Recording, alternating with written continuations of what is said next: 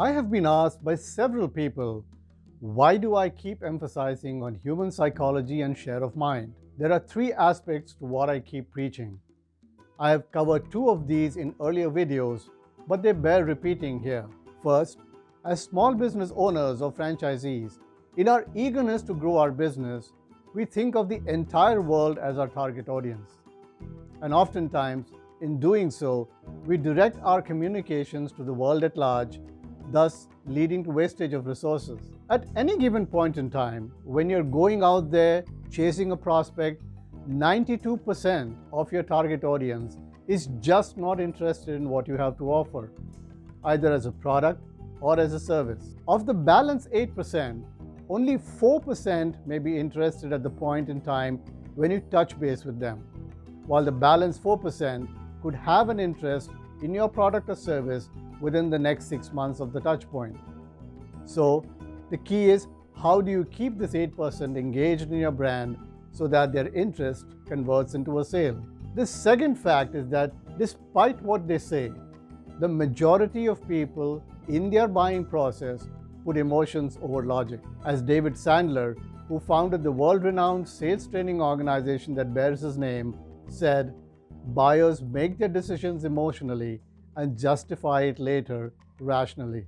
And the 8% of people we spoke about will consider engaging with you only because what you have to offer will either solve a pain for them or provide them with some pleasure.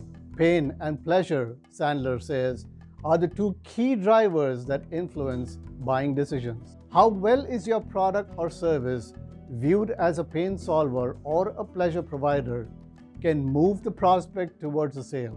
But how does your brand, in the intervening decision-making period, keep itself top of mind with the prospect? And this is where the third part of what we at Instant Imprints continuously propound comes into play. Dr. Robert Cialdini, a noted psychologist, authored the widely read book on persuasion and marketing in 1984, and which is still considered to be a must-read for marketing and sales programs across the world. In this book, one of the 6 principles he enunciated for succeeding in sales and marketing was the law of reciprocity. As human beings, we are hardwired to believe that we are obligated to repay in kind what another person has provided us with. And it is the above 3 factors that we constantly tell our clients to leverage to their advantage to grow their revenues. When you have zeroed in on the 8% who would be interested in your brand right now or in 6 months, you have to appeal to their emotional side by providing a solution to their pain or a perceived pleasure. Then, using the law of reciprocity, provide them with something useful with your brand on it, something that they can use on a daily basis, thus increasing the touch points with your brand. This will get your brand top of mind with them and turn that engagement into something more fruitful, leading to a sale. As my favorite line goes, once you've had their share of mind, getting their share of wallet is not far behind.